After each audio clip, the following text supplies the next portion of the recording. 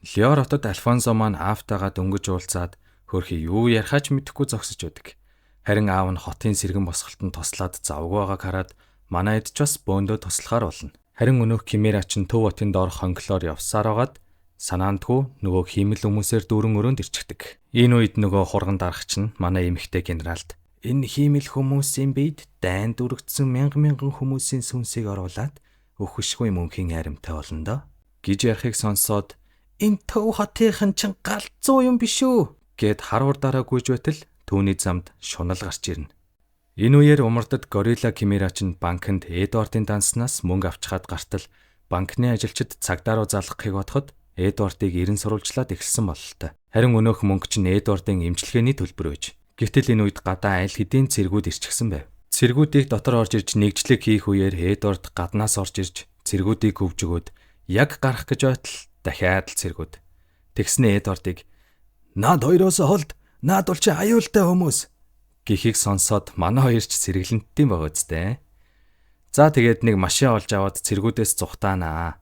За гайс энэ хар үстэйг нь горил, шар үстэйг нь арслан гэд явчих, окей. Машинтай хөөцөлдөх нь лайтай байгаа болохоор Эдвард машиныхаа зүсийг хувиргаад цэргүүдээс мултарч чаддаг. Харин нөгөө талд Хогенхайм Альфонсод өөрийн тухай бүх үннээ ярьсан байв. Тэгээд Альфонсо аавда олж мэдсэн зүйлсээ харуултал аав нь харин цаг нэртэл төвчээртэй хүлээх хэрэгтэй гэж хэлдэг. Энэ үед нөгөө Кимера чинь "Та намайг мартчихсан юм уу? Би л байна штэ эзэнтэй" гэсэн боловч өнөөх нь тоосонгүй шууд л цааш нь харуулна. Гэсэн ч өмнөх дурсамжин сэтэрч тэр бүхнийг сандаг. Тэгээ шууд л Брэдли дээр өшөөгөө авахар ирнэ. Тэгээд Брэдлитэй тулалдсан ч дийлж чадахгүй болохоор зүхтаад алга болно.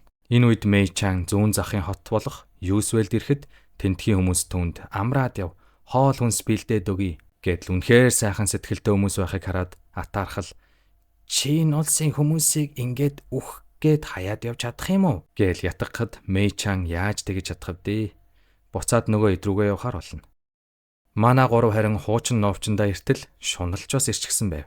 Үгүй лин яв байсан юм бэ. Тэгтээ нээх удалгүй шунал буцаад гарч ирсэн ч манай эдийг яах ч хүү. Би босод Хомоклустэйгээ холбоогоо тасалсан гэд яваад өгнө. Гэтэл манай гурав ардаас нь ирээд "За хэддүүлээ ер нь хамтрая. Би хоёр туслахтайгаа чиний дор ажиллая" энтэр гээл яаж иж хагаад зөвшөөрүүлдэг. Энэ үед харин багш Ачмаагийн нөхөрт дуудлага ирэх ба Альфонсо болон Хогенхайм нараас товлсон өдөр гих мэдээг хүргүүлсэн байв. Харин энэ мэдээг багш Ачмаа Бриксийн цайзд байгаа манай талын хэдэн цэргүүдэд хэлхийн тулд албаар баривчлагддаг. Бриксидээс зүүн хотын генерал өгшөнд генералаас харцхай нүд гэж дамжуулж явсаар хурандаа Мустангд товлсон өдөр гих мэдээ хурч ирлээ. Мангар нэрийн зохион байгуулалттай байгааз. За тэгээд нилээд хоногийн дараа умардын цэргүүд Винрийг гэрт нь хүргэж ирэхэд Эдвард болон бусд нь аль хэдийн энд ирчихсэн байдаг. Альфонсо умардын эдтэй хамт явхаар болж аав нь харин төрүүлээд төв бот руу хөдөлсөн байв. Тэгээд Эдвард Крүүийн ч бас замдаа гарахаар боллоо. Энэ үед Леор хотод Сервт Крүүийн нөгөө хоёр Кимерагаа олж аваад төв бот руу явах замдаа тэдний олж холбоо тогтоож чадсан ишбалчууд дээрээ ирдэг. Харин зүүн хотод энэ жилийн цэргийн нэгдсэн сургуульд болж байгаа ба хаан Брэдли ч бас энд ирсэн байлаа. Оройн харин ховдог Аархал хоёр Альфонсог ганцаараа багт нь барьчихдаг. Маргааш өглөө нь хаан Брэдли дээр туслах нь ирээд төв хотод их хэмжээний ишбалчууд алан хядлах хийх гэж байгаа мэдээлэл ирсэн гэхэд Брэдли яаралтай төв бот руу буцахаар болоод галт тэргэнд явж байтал замд нь галт тэрэгтэй хамт капут. Мэдээж энэ бол манайхны хийж байгаа зүйл шүү дээ. Эдвард Крүүийн явсаар төв хотын ойролцоо ирж аавтайгаа уулзна. Харин аав нь түүнд Альфонсод ярьсан түүхээ ярьж өгдөгч Эдвард нэг их доосонгүй гэж. Тэгээд энэ цааш явах гэж байтал замд нь Альфонсо гарч ирэх боловч үнэндээ түүний биеийг Аархал удирдах байв. Аархал ер нь бол Хомоклус дундаа хамгийн хүчтэй нь болохоор манай эд хэцүү байдалд ороход Эд маань түүний сул талыг ажиглаад ойр хавийн тогийг таслаад харанхуй болгочихно. Тэгээд Арслан энэ харанхуйг ашиглаад Аархлыг дарж авахыг оролддог. Гэтэл энэ үед ховдогч бас хурч ирэх бөгөөд түүний үнэрлэх чадвар нь сайн болохоор харанхуйд тулалдаж чадна, харин шуналж чадахгүй. Тиймээс лин яваа шуналтай солигдож харанхуйд тулалдахаар болдог. Ховдог яг нөгөө скилээ хийх гэж байтал гялтгансан автомат дуулахтай Рамфейн хурч ирнэ. Шин гүрний дайчид яагаад ч юм харанхуйд тулалдаж чаддаг юм байна л да. Тэгээд ховдгийг жинхэнэ ашраанаа. Мөн туслах хөгшинч бас энд ирсэн байна. Арслан маань Аархлыг аргалж байтал тосгоны хүмүүс хурж ирж лай болноо. Тэгээд яг Арслан галах гэтэл Эд хурч ирж түүнийг аварна. Харин Мустангийг айл хэдийн эрен сурвалжлаад эхэлчихсэн бөгөөд харцхийн нүд болон бусад тослохуудтайгаа хамт нууц хонглоор зүхтдэг. Нөгөө талд Эдвард маань Архалтай тулдаж байх бөгөөд Архал түүнийг яаж чадахгүй болохоор дүүгээр нь сүрдүүлэх гэтэл туслах хөгшин гарч ирж цайруулагч шидэд Альфонсог сулалж чаднаа. Гэтэл өнөөх Архал чинь байдал эвгүүтэд ирэнгүүт өөрийн эцэг нэгт дүүгээ залхиж өөртөө шингээхтэй зэрэгцээд ховдгийн үнэрлэх чадварыг ч бас авчихдаг. Энэ үед харин Мустанг Крүүийнхэн Хаан Брэдлигийн эхнэрийг хулгайлж өгдөг. За тэгээд илүү хүчтэй болсон Архлын эсрэг раунд 2 эхэллээ. Харин Альфонсо арай гэж ухаан ороход аав нь хажууд нь байв.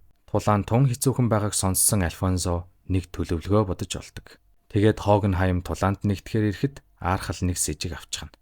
Тэгээд Альфонсог араас нь ойртож очиход аав нь тэр хоёрыг хамтд нь битүү орчинд хорчихдог. Тэгээд товлсон өдөр дуустал энд Архлыг хорих нь Альфонсогийн төлөвлөгөө байж. Энэ үед Сорвт Крүүийнхэн ч бас энд хурч ирээд нөхцөл байдалтай танилцах зуур туслах хөгшин Төв бот руу явж ажиглалт хийхээр болжээ. Ингээд үүр цайж товлсон өдөр ирлээ. Төв хотод харин Мустанг Крүүийнхэн цэргүүдийн эсрэг бослог гарганаа. Энэ үеэр умардын айрам аль хэдийн Төв хотод хүрээд иржээ. Харин Мустангийн цэргүүдийг зэр зэвсгээр хангахаар дэслэгч Мария Роз буцаад ирж. Түүнд энэ төлөвлөгөөг хэлж ийш нь явуулсан хүн бол түрүүч Ховак байж. Нөгөө талд манай эд 2 хуваагдж нэг хэсэг нь эндээ Альфонсог хамгаалж нөгөө хэсэг нь Төв бот руу явахаар болно. Энэ үед генерал эмэгтэйч бас зүгээр суусангүй ядаргаа болсон энэ хэдийн юмнуудыг зохицуулаад өгдөг. Харин манай эд судалгааны 3 дугаар лабораториор дамжиж газар доор хонглоор 2 хуваагдж эцгийг олохоор явцгаана. Гэтэл Хогенхайм Ромфейнд чи эзнийгээ хайж олмоор байгаа үсттэй. Зүгээрээ явж болно гэд Ромфейн яваад өгнө. За тэгсэн чи энэ нэг баллаа юм очоод нөгөө өгшхүү мөнхийн айрам гэд байсан юмнуудаа сэрээчгдэг. Тэгсэн чи нөгөө дүүл нь хүний тушаалыг ойлгохгүй харсан болгон руугаа дайрч эхэлдэг. Харин манай эд газар доор нэг том хаалга олоод нээх гэж байтал өөдөөс нь нөгөө заваа юмнууд чин гараад ирнэ. Нөгөө талд генерал эмэгтэй эднээс цэргүүдээ ухраахыг шаардаж байхад гинэт залхуу гараад ирдэг. Манай эд харин энэ нэг өхөж өгдгүү юмнуудтай зууралтаад нөхцөл байдал тун хүнд болоод ирлээ. Тэгсэн ч эднэрийг гадагшаа гаргахгүй тулд энд нь зохицуулахар болно. Энэ үед харин Архал шүнжин Морс кодоор дохио өгч байсан ба гинтхэн л гимплээ ирээд түүнийг суллчихдаг. Мэй Чан Атархлын заасан замаар Төв хотын хонгил дунд явж байхад нь энэ заваа юмнууд гарч ирэхэд Атархал тэдний доторх философчин чулууг ашиглаад хуучин төрхөндөө орчихно. Генерал эмэгтэй маань залхуугийн эсрэг тултаад яг алуулах гэж байхад нь дүүн гарч ирж аварнаа. Нөгөө талд Альфонсо болон Арслан хоёр маш хүнд байдалд байх үед Арслан нөгөө философчин чулууга Альфонсод өгөөд зугтахын оронд тулалтахаар болдог. Манай үнч философчин чулууг маш чадварлагаар ашиглаж байлаа.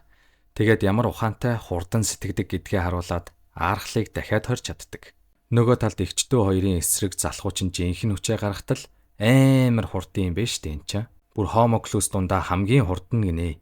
Өөрийгөө ч чиглүүлж чадхааргүй хэмжээний тийм хурдан. Гэтэл генерал маань хөл алдаж бүдрээд жи. Харин геймплей Архлыг буцаагаад сулчихдаг. Тэгээд Архал Альфонсог дахиад бариад авчихдагч Альфонсо маань албаар өгөөш болсон бөгөөд тоосон дундаас Арслан гинэт гарч ирээд геймплейгийн хүзүүнээс зуудаг. Харин түүнийг Марко эмч философчин чулуугаар эмчилсэн байлаа. Нөгөө талд харин Армстронг маань ихчигээ аварсан байх ба даанч тэр мөрөө молтолчихж. Харин Архал энэ үед Марко эмчийг алахыг завдахад нөгөө Йоки ч Токио дрифт хийж гарч ирээд манай эдийг аваад хар ирчээрээ зүхтагаад алга болно. За тэгсэн чинь Архал өдрийн хоолндоо геймплейг зоглолоо гэж. Эгчдүү хоёр залхууг арай ядан тогтоож явах чинь хажуугаар нь энэ нэг цэргүүд нас юу ч өвдөө. Тэгсэн чинь бүр гал дээр тос нэмж нөгөө заваа юмнууд чинь ороод ирнэ. Манай энэд бүр тулцаар туйлдаа хурж байхад Мустанг Крүүийнхэн туслахаар ирдэг. За тэгээд Ишбалд гавьяа байгуулсан баатрын сүр хүчийг харин ч нэг харуулна да.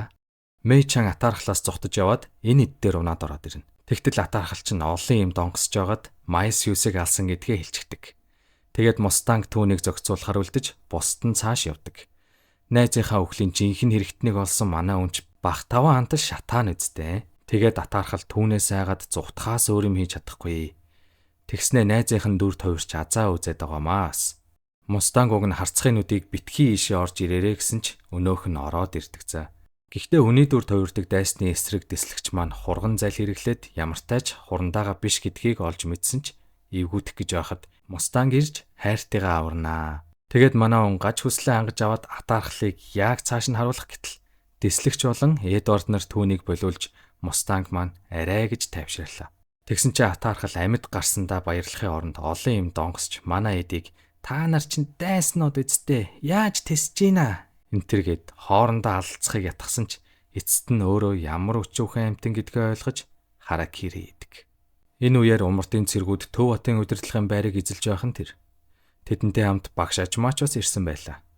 Тэгээд төвийн бүх цэргүүдэд умардынхан Төв хотыг эзэлсэн гэж зарладаг. Харин Армстронг маань ядарчээ өрхий. Залхуугийн учрыг олох биш бүр өөрийгөө яайдаа гэж байтал энэ цэргүүд нь бас хөөхөн тусдсан болоод байгаамаа. Энэ үед тэдэн дээр багш ажмаа нөхрөө дагуулж ирж тусланаа.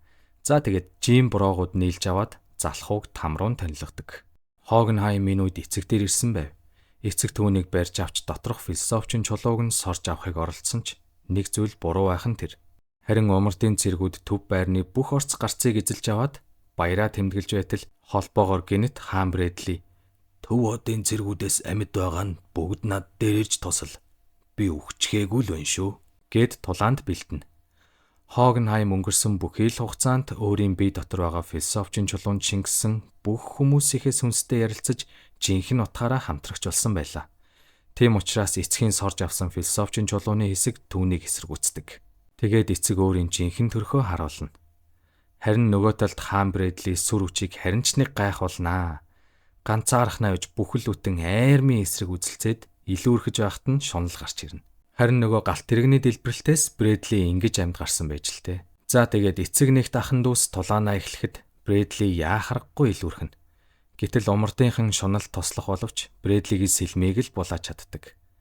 Энэ үед харин тослох хөгшин нэмэлт хүч болж сүрттэй наргагүй гарч ирдэг. Тэгээд ач охиныхоо гарыг тасдсан хүнээс хариуг нь авах боломж гарч ирнэ. Энэ ид маань хонглоор явсаар нэг өрөөнд орж ирэхэд нөгөө алтан шүдтэй эрдэмтэн энд байх бөгөөд хаан Брэдлитэй хамт бэлтгэгдэж байсан хүмүүсийг ашиглаж манай эд рүү дайрна. Харин энэ үед дээр болж байгаа тулаанд тослох хөгшин Брэдлигийн эсрэг хүн чарах авч алуултгийн даваан дээр лин яв түүнийг аварна. Гисэн ч угаасаа үхэхээ мэдсэн хөгшин амиа золиослж Брэдлитэй хамт дэлбэрхийг оролцсон ч яадаг скил вэ энэ одоо. Тэгсэн харин умардын ахмад туслах хөгшний үхлийг дэмий зүйл болголгүй Брэдлид хүнд шарх өгч чаддаг. Манай энэ эдийг тулдаж байхад нөгөө эрдэмтэн чинь гинтхэн нэг алхимитэл хүн тахил гэж нэрлээд байсан багш ажмаа, Альфонсо, Эдвард гэд бүгдийг нэг тийш нь сороод авчихдаг. Харин Брэдли, Лин Яв хоёрын тулааны үеэр Рамфейн эзнээ аварч Брэдли ус руу ундаг. Энэ үед умардын ахмадын сүүлийн гуйлтыг биелүүлэхээр Лин Яв төвийн цэргүүдтэй ганцаархнаа тулалтна. Нөгөө талд манай хүн тахилууд эцгийн байгаа газар бүгдээрээ цуглардагч Альфонсо маань ухаан алдчихсан байдаг. Харин өнөөх зөнөг эрдэмтэн чинь Мустангаар хүн хувиргал хийлгэхийн тулд харцхын нүдийг шархтуулаад чамайг хүн хувиргал хийчихвэл би нэмэгтэйг чинь эмчилж чаднаа гэж сүрдүүлдэг. Гэтэл энэ үед Кимера Крүүийнхэн болон Мэйчан хурч ирээд нөхцөл байдлыг эргүүлнэ. Тэгээд Мэйчан харцхын нүдийн цус алдалтыг зогсоож амийг нь авардаг. Гэтэл гай газар доороос гэж хаан Брэдли болон Аархал нар хүрээд ирнэ. Тэгээ шууд л өнөөх эрдэмтнийг золиос олгож байгаад Мустангаар хүчээр үнний хаалгыг нээлгчихнэ. Үүний дараа Мустанг 5 дахь хүн дахил болж нөгөө хэд дээрээ ирлээ. Харин Мустанг үнний хаалгаар орсон төлөөсөндөө хараагаа алдсан байлаа. Нөгөө талд хаан Брэдли сүүлчийн тулаанаас сорвтын эсрэг эхлүүлж байх үед Мэйча манай эд дээр хурж ирээд Альфонсог сэрэхийг оролцсон боловч манай үнний хаалганы урд өөрийнхөө биеийг буцааж авах гэж байтал би энэ хорчиитлоо турчсан маш сул дорой болохоор ийм биетэй буцаж очвол тулдаж чадахгүй гээд бие орхиод буцаад ирлээ гэж. Энэ үеэр Ишпалчууд хотын энд тэнд хувиргалын тойрог хийж байх бөгөөд сорвтод үлдсэнийг нь даатгнаа л гин. Нөгөөх нь харин энд Брэдлитэй нэгийг үзээд яг алуулах гэж байхдаа нууц зэвсгээ үзүүлдэг. Сорвт одоо 100 гараараа бүтээх алхимыг ашиглаж чаддаг болжээ. Харин нөгөө талд цаг нь болсон бололтой нар эртэлт эд дундаа ороход эцэг ямар нэг зүйл хийх гэж байтал шунал гинэт гарч ирж эцэг рүүгээ дайрна. Харин эцэг нь үүнд бэлэн байж. За тэгээд бүх хүн тахилууд бэлэн болж цаг нь нэрсэн учраас улсыг хамарсан хүн хувиргалаа эхлүүлнэ. Ингээд энэ улсын өнцөг болонд байгаа бүх хүний сүнсийг золиосолж оронд нь аврах том үнний хаалгыг нээж бурхан гих оршихуйг өөртөө шингээж авдаг. Үүний дараа тэр залуу хаан хүн төрхтэй болсон байх бөгөөд аль хэдийнэ 50 сая хүний амийг философчин чулуу болгож өөртөө шингээсэн байлаа. Бүр алган дээр нар мандуулах хэмжээний галзуу хүчтэй гэсэн үг шүү. Тэгээд бүр манай эдийг хинэн ч алхим ашиглаж чадхаа болчихж. Гэхдээ яг энэ үед Хогенхаймын улс даяар аялаж явахдаа үлдээсэн философийн чулуунууд нь нэтгэж хүн хувиргалын эсрэг хувиргалыг үлдэж дөнгөж сая сүнсээ алдсан хүмүүс буцаж амиллаа. Нөгөө талд Сорвит Брэдли хоёрын тулаан эд өрнж Сорвит юугүй үхтгэхийн даваан дээр аз одно гэж бишээ нарны гэрэл тусаж Сорвит аврагдлаа. Харин Брэдлигийн сүүлчийн мөчийг харахаар Рамфейн хурч ирлээ. Ингээд Сорвит өөрийн бэлдсэн хувиргалын тойргийг идэвхжүүлэхэд манай эд алхим ашиглах боломжтой болдог. Тэгээд манай эд нийлж эцгийг буулгаж авах гэсэн ч нөгөөгч нь зүхтаад гадарга дээр гарч ирээд хүмүүсийг ашиглаж философийн чулуу хийж эхлэхэд манайхан ч бас ардаас нь гардаг. Харин Эдвардыг аархал татаж үлдээгээд өөрийнхөө дараагийн бий болгоноо энтергээд амар мэржсэн чинь түүний дотроос гимплей саад болдог. Эдвард энэ боломжийг ашиглаад түүнийг ялж чадах бөгөөд аархлын жинхэнэ төрх нь үнэндээ ийм жаахан хүүхэд үйж. Дээшээ гарсан эцгийг болиулахыг оролдоход өнөөгч нь маш хүчтэй дайралт хийгээд манай эд бүр алингаа алдд юм да. Амьтаа голтой л үлдэнэ. Тэгээд эцэг шууд л Эдвард багш ажмаа хоёрыг философийн чулуу болгох гэж байхад нь умартын цэргүүд түүнд саадуулж манай эд молторч гардаг. Энэ үед хараагүй болсон Мустанг болон Кимера нарч бас эцэгт саадуулах боловч ерөөсөө нөлөөлдөггүй. Тэгсэн чинь шунал эцэг рүүгээ дайрч философийн чулууг нь булаах гэж оролдсон ч эсрэгээрээ өөрөө хүчээс оруулчихна. Гэтэл байдал эвгүүтэж эцэг хяналтаа алдаж эхэлдэг. Энэ тесрэлтийн дараа Эдвард хөдөлж чадхаа болчихсон байх үед эцэг түүнийг философийн чулуу болгохоор ойртож байхад нь Альфонсо Мейчаны тусламжтайгаар өөрийн сүнсийг золиосолж ахынхаа баруун гарыг буцааж өгдөг. Ингээд Эдвард маань цорын ганц олимпийн найдвар болсон болохоор эцгийг харин ч нэг хашрааж өгнө. Гэтэл энэ үед эцэг Лин Яогоос шунлыг булааж авах гэхэд чадхаараа эсэргүүцсэн боловч яах ч аргагүй шунлыг алддаг. Гэтэл шунал эцгийнхээ биед оронгуутаа л шууд түүний биеийг цаас шиг хэврэг болгочихсон тул эцэг нь түүнийг үгүй хийчихнэ. Ингээд гол дүрийн баатар маань хамгийн сүүлийн цохилтыг хийгээд эцэг гой тэнгэрийн орондоо заларч байгаа юм да. Энэ цагаан өнгөтэй зүйл бол хүмүүсийн үнэн гэж нэрлэдэг оршихуй бөгөөд хийсэн зүйлийнх нь хариуд эцгийг байх ёстой байранд нь тавина. Альфонсог буцааж авч ирэхийн тулд аав нь өөрийгөө золиослохыг хүссэн ч Эдвард түүнийг нь зөвшөөрсөнгүй. Бас философийн чулуугч ашиглахгүй заавал өөрөө авчирна гэж толгоогоо гашлахж байтал Альфонсогийн төлөө санаа зовж шаналж байгаа энэ олон хүмүүсийг хараад нэг санаа орж ирдэг. Тэгээд хувиргалын тойрог зурж байгаад энэ бол төгс металл алхимчин хийж байгаа хамгийн сүүлчийн хувиргалт сайн хараад авцгаагаарай гэж хэлээд яваад өгнө. Үнний өмнө очиод тэр дүүгэнхээ биеийг буцааж авахаар наймаалцахдаа өөрийн алхимийн чадвар буюу үнний хаалгаа золиосолж оронд нь дүүгээ аваад буцаад ирнэ. Ингээд дайн тулаан дуусч бүх зүйлс ном журамдаа орлоо. Энэ үед хошууч Армстронг Хогенхайм дээр ирээд та бас таны хоёр хүү байгаагүй бол энэ улс суурих байлаа. Танд маш их баярлалаа гэж хэлдэг. Үүний дараа Хогенхайм маань эхнэрийнхээ булшин дээр очиод урт удаан амьдралынхаа сүүлчийн мөчийг инхүү өнгөрөөж байна. Харин Мустанг маань дараагийн ерөнхий командлагч болох бэлтгэлээ хийж байх бөгөөд энэ үед Марко эмч түүн дээр ирээд энэ философийн чулуугаар таны харааг сэргээж болно гэхэд Мустанг ч үүнийг зөвшөөрч гэхдээ эхлээд түрүүч Ховакийг хөл дээр нь босгохоор болдог. Харин Ишбалийн шин захирагчаар энэ залуу томилогдсон бөгөөд үндэсний өв соёлоо дахин сэргээх их үйлстэй Сорвитыг тослуулахаар болдог. Харин Лин Яо буцаж очихороо Мэйчаны Отог аймаг болон бусдыг нь ч бас аюулгүй байлгах амлалт өгөөд нутаг утсан байлаа. Маш урт хүнд хэцүү аян замаа дуусгаад ах トゥ хоёр маань гэртээ ирэхэд нь Венери тэднийг тосч авдаг. Ингээд бүгдээрээ хэвийн амьдралдаа ороод аль хэдийн 2 жил өнгөрчээ. Харин өнөөх Архал Хомоклус чинь энгийн хүүхэд шиг л өсөж торинж байгаа ч цэргийнхэн түүнийг хяналтандаа байлгаж байгаа юм байна. Альфонсо маань дорны алхимыг судлахаар шин гүрэнд байгаа Мэйчан дээр очихоор улсноо хэлэхэд энэ хоёр Кимера маань түүнийг дагалдаж явахаар болдог. Харин Эдвард маань өрнийн алхимыг илүү их судлахаар аян замдаа гарлаа.